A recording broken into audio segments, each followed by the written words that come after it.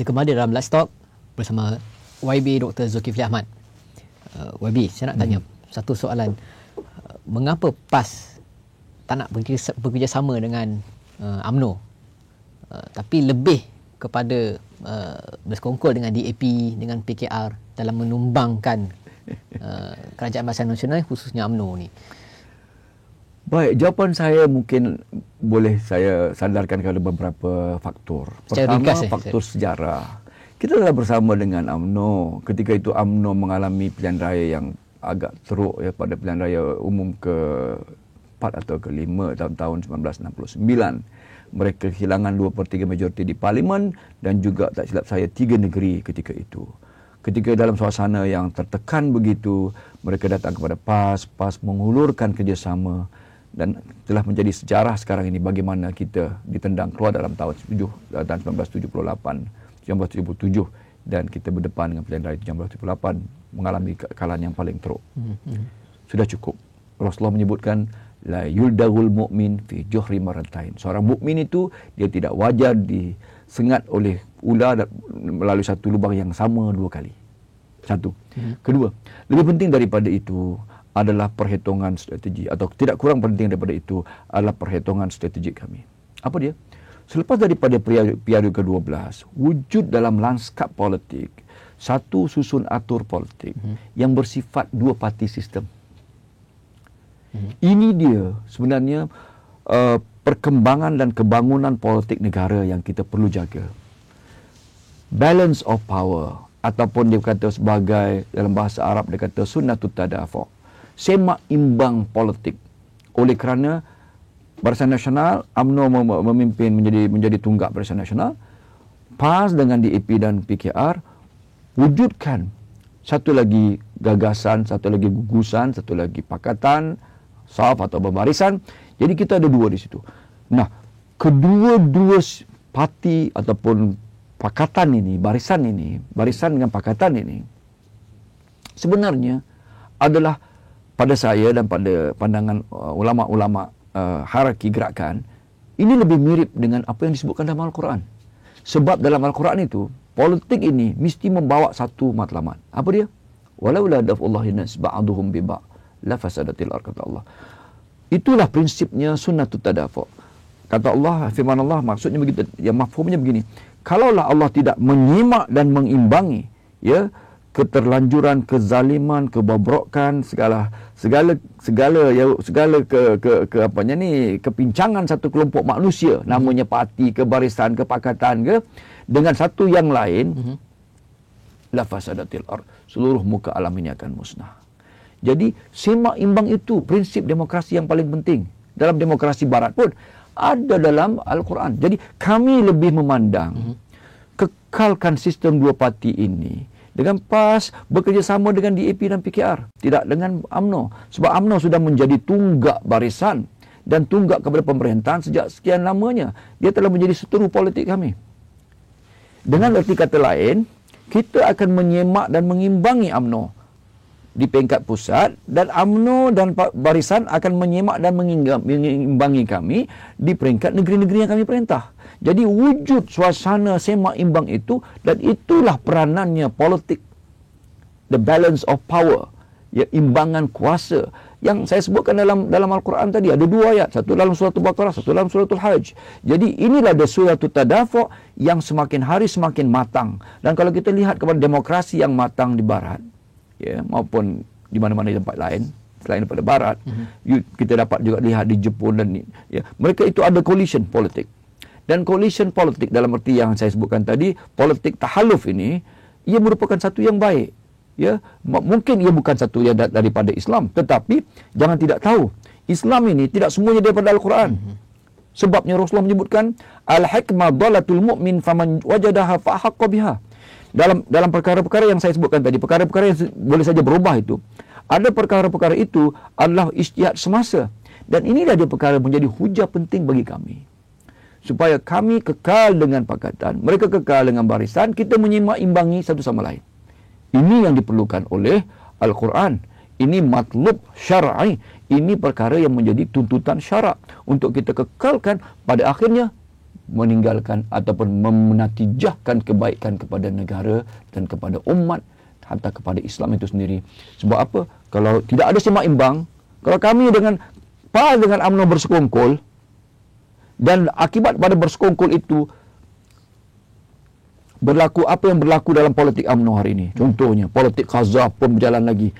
Kami orang PAS mungkin terpaksa edar CD-CD yang dibawa oleh UMNO, yang mengedarkan CD-CD yang dikatakan CD-CD Datuk Seri Anwar, segala-galanya. Ataupun mungkin kami juga bersama dengan bersekongkol dengan apa rasuah yang mereka lakukan. Sama ada NFC ke, sama ada apa juga yang lain.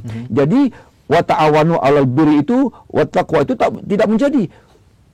Kerjasama bukan untuk kepada yang buruk dan jelek dan mungkar. Jadi oleh kerana itu kita pisahkan dan kita kekal sebagai dua yang berasingan. Itu jawapan saya. YB, dia melihat saya dapat satu petikan amanat Haji Hadi pada tahun 1979. Yeah. Kita tidak perlu masuk Buddha, kita tidak perlu masuk Hindu, kita tidak perlu masuk Kristian, tapi kita menjadi kafir dengan mengamalkan politik suku, agama suku. Yeah. Okey. Jadi ini merujuk kepada UMNO. Tapi kalau dengan DAP, politiknya pun suku, agama pun kosong. Jadi, apa rasionalnya di situ? Rasionalnya jelas. Rasulullah SAW dengan orang kafir ni, orang kafir, orang yang bukan Islam, ya, mereka yang dimaksudkan itu adalah orang Islam yang mengamalkan agama suku, politik suku. Dia orang Islam. Dia tidak memahami Islam itu adalah satu yang sifatnya sempurna lengkap. Dia ambil apa yang dia hendak dan dia tolak apa yang dia tak mau. Apa tu'minuna bi ba'dil kitab wa takfuruna bi orang Islam. Tapi orang yang bukannya Islam, macam DAP ataupun orang bukan Islam dalam PKR, itu memang budaya dia, memang keyakinan dia. Dia tak ada pun agama, dia tak ada pun politik, semuanya pakat boleh belaka. Tetapi kerjasama kami dengan orang bukan Islam ini bukan atas dasar akidah, atas dasar apa yang saya sebutkan tadi. Lau du'aitu bihi fil Islam la ajabtu. Maknanya atas dasar menegakkan keadilan. Keadilan sifatnya itu sama ada keadilan Islam maupun keadilan sejagat. Jadi ukuran itu tidak relevan pada orang bukan Islam. Sebab afartu'minuna bi ba'dil kitab itu adalah ayat kau percaya separuh, kau ambil suku-suku, itu pada orang Islam, bukan pada orang bukan Islam. Pada orang bukan Islam, contohnya Rasulullah SAW, pernah Rasulullah dia mengambil manfaat daripada orang bukan Islam. Bila? Rasulullah ketika berhijrah daripada Mekah ke Madinah, siapa yang menjadi pembimbing, penunjuk jalan Rasulullah SAW? Namanya Abdullah ibni Uraiqid. Masa itu nama Abdullah ni pada zaman pra-Islam pun sudah ada. Jangan Abdullah tu orang Islam tak. Dia adalah seorang musyrikin. Orang yang tak beragama. Orang yang tak beragama memberi bimbingan Rasulullah SAW. Memberi pedoman dan tunjuk jalan. Dia yang menentukan Rasulullah supaya betul-betul dapat berhijrah sampai ke kota Madinah. Yang dia pimpin Rasulullah. Bermakna dengan kata lain, ulama-ulama menyimpulkan ada waktu-waktu kita boleh bekerjasama dengan orang bukan Islam dengan syarat ianya membawa kepada kebaikan. Itu poin yang paling penting. Kalau dengan orang Islam tidak membawa kepada keburukan, haram bersama. Wala ta'awanu, lam alif tu lam nahi. Lam hali ini menunjukkan ianya tahrim, ianya satu yang haram.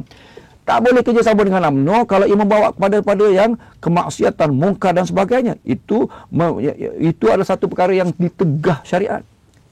Ketika itu, apa yang disebutkan oleh Tuan Guru Presiden adalah tak boleh bekerjasama dengan orang yang tidak mengambil Islam secara sepenuhnya. Bukan orang Islam. Orang Islam memang tak ada iman lah. Tetapi orang bukan Islam jangan tidak tahu.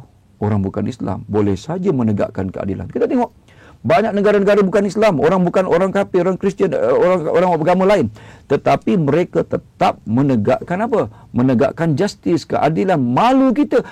Negara mereka bebas rasuah, Sweden dan sebagainya bebas rasuah. Negara orang Islam, negara kita ini cukup dah syarat dengan rasuah. Walaupun kita orang Islam. Jadi dengan apa dia? Di situlah letaknya apa yang saya sebutkan tadi, sandaran al-hikmatu dalatul mu'min faman wajadaha fa haqqa biha. Maknanya hikmah dan kebijaksanaan itu terkadang kali boleh saja berlaku di mana-mana tempatnya. Sebab itu Rasulullah menyebutkan talabul ilmi ila bisin. Tuntutlah ilmu walaupun ke negeri Cina. Negeri Cina ada Quran ke? Negeri Cina ada sunnah ke? Tak ada. Tetapi negeri Cina ada kebijaksanaan, ada tamadun, ada dasar yang baik, ada ilmu yang baik, ada prinsip yang baik. Kalau kita disuruh sana bukan untuk mengaji Al-Quran, mengaji perkara-perkara yang menjadi satu yang membina tamadun kita. Jadi itu sebabnya kalau kita mereka yang bukan Islam pun mungkin membawa perkara-perkara yang baik. Dan tidak semestinya Al-Quran, tidak semestinya sunnah. Tetapi perkara yang dasarnya, sifatnya adalah sejagat kebaikan itu. Sebab manusia ini memang Allah Ta'ala berikan ya kecenderungan untuk mengambil yang baik. Jadi ini dia dasar bersama kita dalam pakatan. Jangan tidak faham kalau kita bersama dengan UMNO membuat kemudaratan, membuat kemaksiatan ekonomi, rasuah, syarat begitu, haram untuk bersama. Itu bukan saya kata. Itu Allah Ta'ala sebut. Wala ta'awanu 'alal bir wala ta'awul 'alal itsmi wal 'udwan. Ya. Jadi perkara-perkara isim itu maksi, isim itu maknanya dosa. Dosa ini bukan hanya dosa paling besar yang dilakukan oleh UMNO Barisan Nasional adalah dosa urus takbir yang begitu khianat kepada amanah.